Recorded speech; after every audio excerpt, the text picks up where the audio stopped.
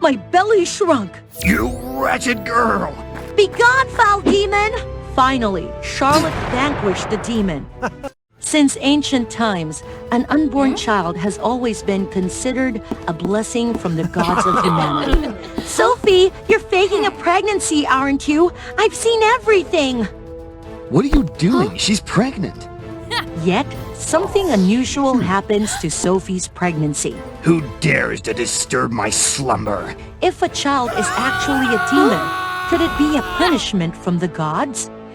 In a time when gods and humans coexisted, Charlotte, the daughter of the god of war, fell for Prince Lexus. She approached him, and they quickly became a lovely couple.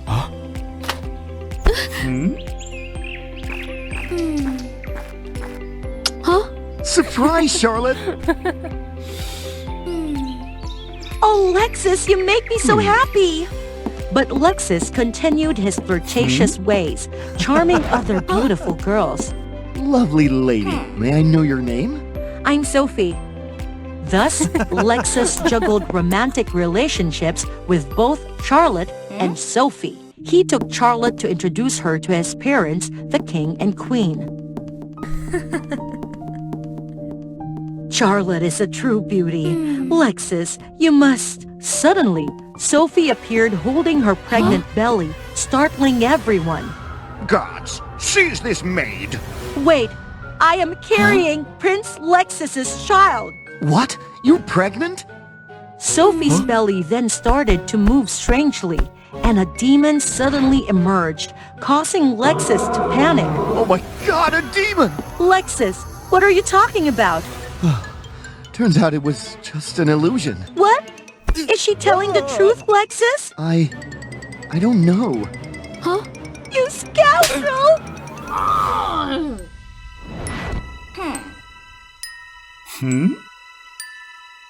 Lexus, the child needs a father, so you will marry this girl. Thanks to her pregnancy with a royal child, Sophie enjoyed special treatment within the lavish castle. However, she was still unhappy as Lexus paid her no attention. Get out! When alone in her room, Sophie changed out of her clothes to relax. At that moment, Charlotte flew by her room and was shocked to see that Sophie wasn't really pregnant, but was instead wearing a fake belly. Liar! I'll show Lexus the truth! Charlotte! Wait! Sophie tried desperately to chase Charlotte and stop her. In a twist of fate, she tripped Charlotte, and they both fell unconscious. My fake pregnancy will be exposed. Oh, mighty demon, please grant me a child at any cost. Suddenly, Sophie's belly glowed with a strange light and then grew unnaturally. Inside the castle? Yes, I must find Lexus. Lexus! Charlotte, I know we have feelings for each other, but what crime has this child committed that you try to harm it? It's my child after all. Harm it? Look closer and see if she's really pregnant. Charlotte, please don't insult me and the child. I never imagined a goddess could be so petty. I'm truly disappointed. Let's end this. You'll regret this. Later, Prince Lexus left Sophie alone in the room. Greetings, Sophie. I am Mordrake, the demon of greed. You are? I've heard your desires, you wicked girl. I will assist you. What do you want? Just do more wicked deeds, and I'll gain more power to help you hold on to Prince Lexus forever.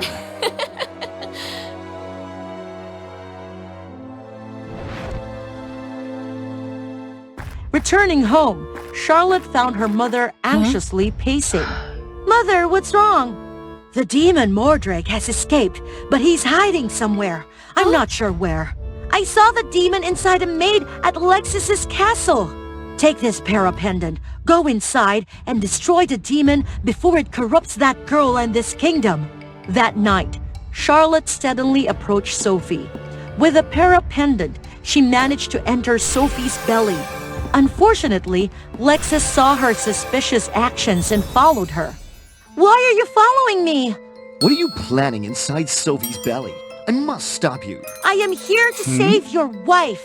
Back in the real world, Sophie's behavior grew more spiteful, annoying those around her. Her evil actions fed the demon within her, making it grow. The demon's power gradually emanated, enveloping the entire castle. Even Sophie herself was slowly overtaken by evil, but failed to notice. From within Sophie, Charlotte and Lexus could hear the commotion outside.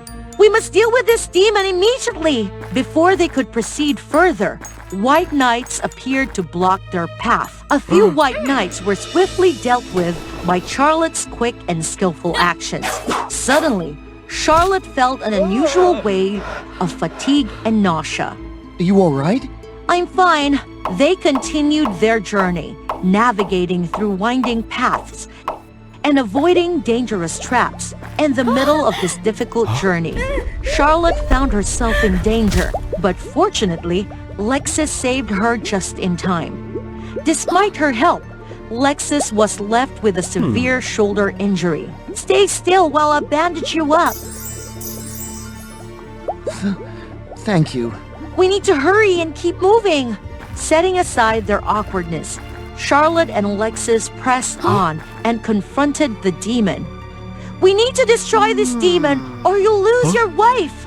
Taking advantage of the demon's lack of vigilance, Charlotte courageously moved in for the attack.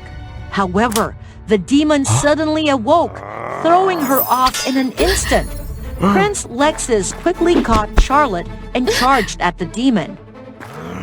Oh, this womanizing prince here is my father. Hello. Don't talk nonsense. Despite Lexus's best efforts, a mere human strength couldn't match the evil demon. Seeing Lexus collapse unconscious, Charlotte rushed in and shielded him with her own body, taking the blow for him. Let me send both of you off together. Return now, Lexus! Charlotte? Lexus was instantly returned to the castle. The next morning, he woke and went to find Sophie. Where have you been? Hurry and prepare for this afternoon's wedding. This is not my child. It's a demon. She's become a demon too. What are you saying? This is your child. Sophie doesn't look like a demon at all. Stop trying to avoid responsibility. Guards, help the prince get ready. The demons tricked all of you. Frustrated, Prince Lexus fled to seek help from Charlotte's mother. Goddess of War, please save Charlotte. What? What happened to my daughter? She's injured and still inside Sophie's belly. Here, make the maid drink this holy water. It will help Charlotte recover. Meanwhile, Charlotte struggled to flee from the demon as her injuries were severe. I heard a wedding's happening this afternoon between Sophie and the prince. Should I show up to frighten everyone? Over my dead body! For everyone's safety, Charlotte fiercely attacked to destroy the demon. Her severe injuries made it difficult for her to move during the fight. The daughter of the Goddess of War is only capable of this much. Back at the castle, it was time for the wedding. Here's a chalice of holy water to bless you. Drink it, my love. Inside Sophie's body, the holy water trickled down, rejuvenating Charlotte and terrifying the demon. You underestimated me! With the strength of a warrior, Charlotte attacked relentlessly, causing the demon to flee in fear from Sophie's womb. As the wedding between Lexus and Sophie was underway, Sophie's belly suddenly transformed, An ugly demon struggles to crawl out of Sophie's belly, and then the goddess Charlotte also emerges from Sophie's belly. My belly shrunk. You wretched girl! Be gone, foul demon! Finally, Charlotte vanquished the demon. The baby. Where is the baby? There was never any baby. She made a pact with the demon to deceive us. Gods! Banish her from the kingdom! Let her live out her days in lonely disgrace! With everything resolved, Charlotte prepared to leave quietly.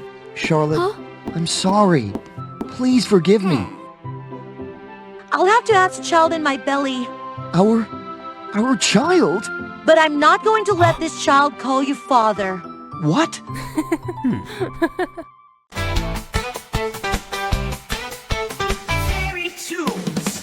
This is the first time Anada discovered the terrifying power of darkness that she possessed. It was so immense that it allowed her to break free from the barrier created by the Snake Queen and reach the palace. She stood there, feeling dejected and isolated, gazing longingly at the cozy, wealthy world inside. Her parents were happily enjoying time with her sister, Salazam, and the joyful family atmosphere was far too distant from the lonely wilderness Anada had been confined to. 10 years ago, the Snake Queen struggled with infertility. Despite all efforts, she was unable to conceive an heir. With no other option, the Snake Queen secretly sought out the forest god. I beg you, forest god, grant me a child. I am willing to give up anything I have. Even half of your power? Very well.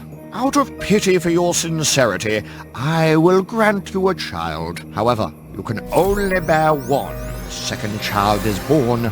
You must not let it live, or else it will bring disaster. The Snake Queen, overjoyed, agreed to the terms. What she didn't expect was after the first cry of her newborn, her stomach twisted in pain once more.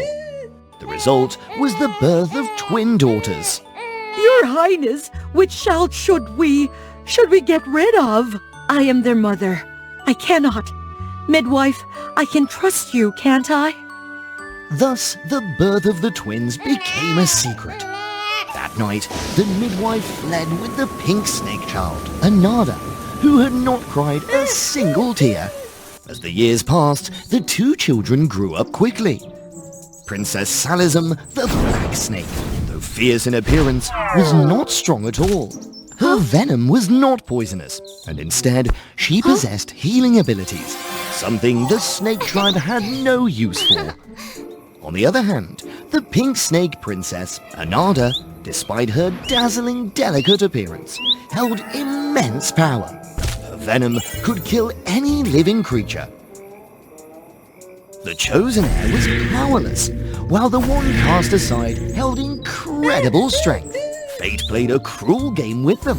Anada despised them, all of them. The more angered she became, the more she pushed herself to become the strongest. Her opportunity arrived when they turned 18, on the eve of Salazam's wedding to the Raven tribe. She vanished, as if she had disappeared from the world. What should we do now? If we offend them, our snake tribe will be in danger. Facing the peril of the entire tribe, the Snake Queen came up with a bold plan. Aside from their hair color, Anada and Salazam looked identical. As long as you don't revert to your snake form, no one will know your true identity, Anada. Thus, for the first time in 18 years, Anada lived as a true princess. Adam, what is going on here? Why is she? Is something wrong, mother-in-law? The guests are waiting for us. On the day of their wedding, Anada sensed something unusual in the Raven tribe's behavior. But it wasn't until she lived with them each day that she understood the hidden truth behind their attitude. They didn't like their snake tribe pride, not one bit. But they had underestimated Anada. She wasn't like her sister, weak, always eager to please, naive and helpless. The biggest difference, Anada's venom was lethal, never crossed her.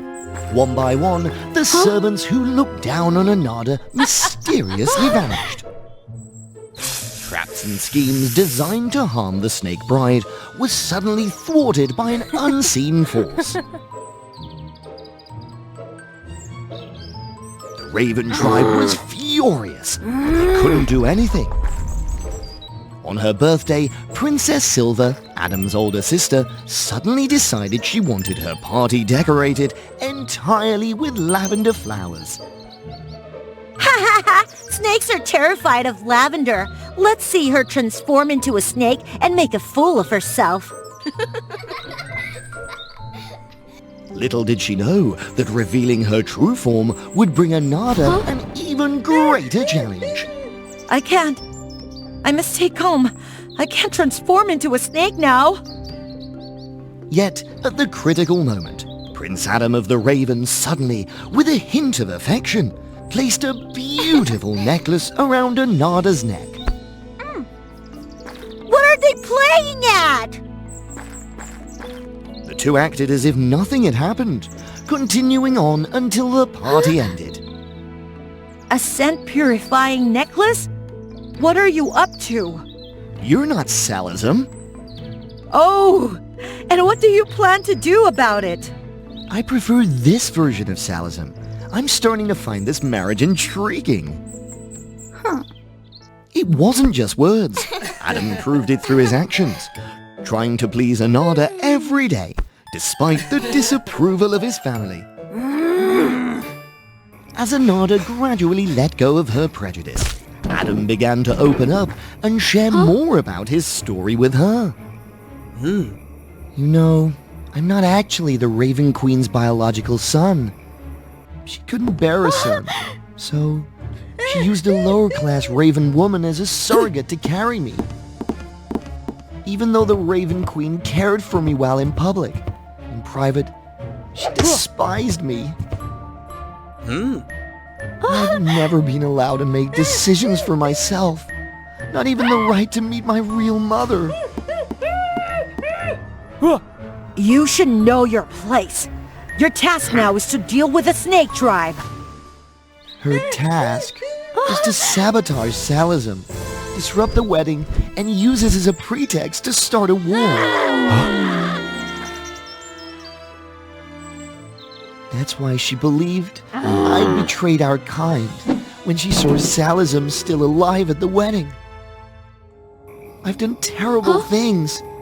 You're not angry with me, are you? Why would I be? We're the same kind of people. Exactly.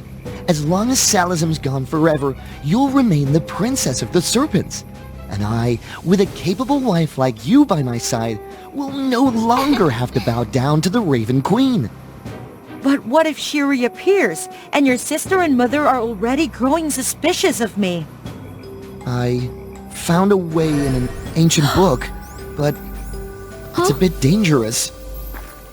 According to an ancient text, the only way for twins to permanently swap places was for one to consume the other's most vital essence, mixed together. For snakes, that would probably be venom? Is there really a way that perfect? But where will we find Salazam's venom now? Don't worry. Before she fell into the abyss, Salazam entrusted her venom to me. Look! Just when Adam thought the plan had succeeded, he didn't expect that when Anada took out the venom, despite being quick and prepared to seize it in an instant, she was still faster than him. The venom from both of them rose into the air, before Adam's horrified eyes and Anada's sly half smile, shooting off into the distance, guiding her to the place where Salazam was being held captive by him.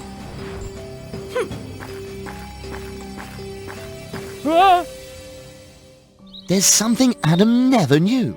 Anada hated the entire snake clan, except for her twin sister. Years ago, despite their deep psychic bond, young Salazam was able to find her way to her sister. Once she learned the truth, Salazam would secretly visit Anada, bringing her many things. When the midwife discovered this, she tried to stop them. In a panic, the midwife nearly hurt Salazar. Anada lost control when she saw her sister in danger and lunged to bite the midwife. This was the first time Anada's dark powers were summoned.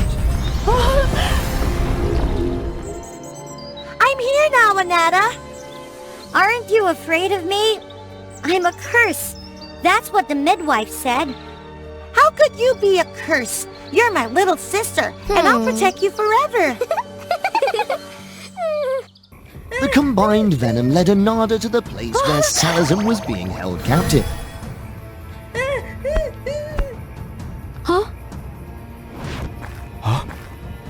Did you really think your little tricks would deceive me? I only pretended to cooperate to find my sister as quickly as possible. Snake venom can only leave the body voluntarily. How naive must she have been to trust you, huh? Stop this! How dare a mere snake brat cause such chaos! But Anada, unfazed, smiled a chilling, bloodthirsty smile that sent shivers down their spines.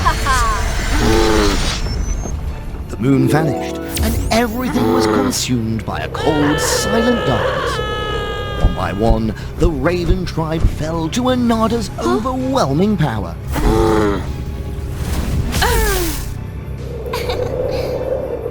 Stop, Anada, if you don't want your sister to suffer. As a precaution, Adam had planted half of a deadly insect inside Salazar's body, with the other half in his own. With this, Salazar would be his slave for life, with no cure. If Adam died, so would Salazar. With this threat looming over her sister, Anada couldn't touch Adam. Hurry up. Give me your venom voluntarily. Surely it's far stronger than your sister's useless poison. Don't keep me waiting. Having no other choice, Anada was forced to comply. Adam gleefully absorbed Anada's pink venom, confident that everything was going according to his plan. But in his carelessness, he failed to notice Anada shifting into a massive pink serpent right behind him. With a single bite, the mighty prince of the Raven clan met his end. Anada, what have you done? Spit him out! It's too dangerous! You're losing yourself! This is the only way to free you from his control. Sister, I'm about to lose myself. When that happens, you must destroy me with your own hands.